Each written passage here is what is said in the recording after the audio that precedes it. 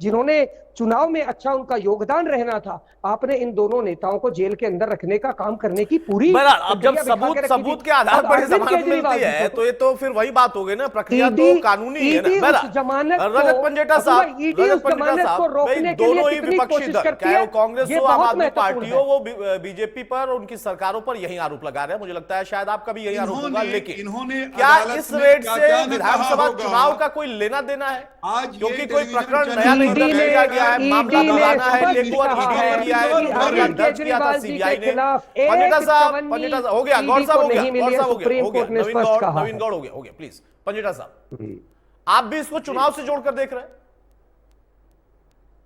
देखिए, कांग्रेस ने एक अभियान, हिसाब किताब मांगने का अभियान जो है उसकी शुरुआत करी है।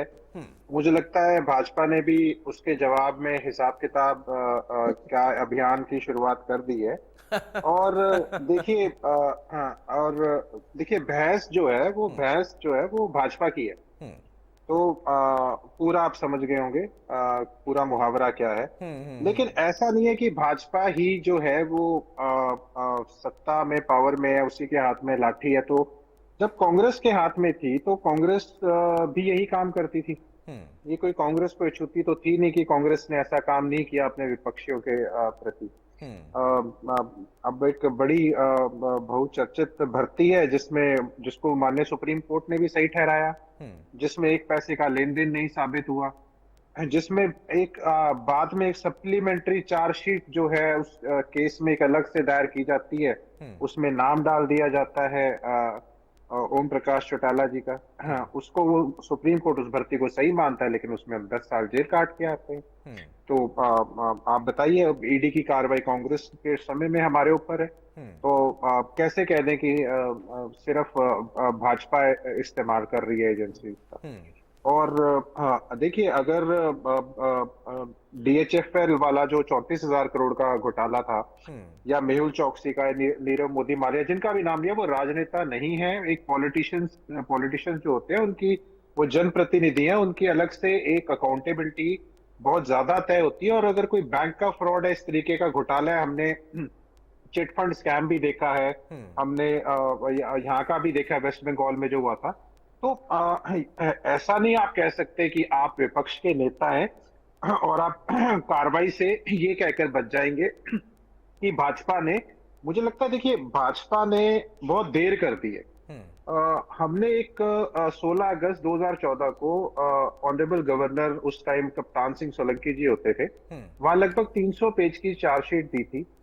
उसमें IMT मानेसर से लेके AGL वाला मामला था, पंचकुला के इंडस्ट्रियल प्लॉट का स्कैम था, उसमें सोनीपत लैंड स्कैम था, अंबाला लैंड स्कैम था, रिलायंस इंडस्ट्रीज वाला जो स्कैम था, KOD वाला था, सेक्टर 29 वजीराबाद वाला था जो DLF का 2009 वाला स्कैम था, राजीव गांधी ट्रस्ट वाला, उलावास वाला, गुड़गांव वाला स्कैम था, रोहतक लैंड स्कैम था, कुरुक्षेत्र वाला भी था, सेक्टर 58-65 वाला भी था।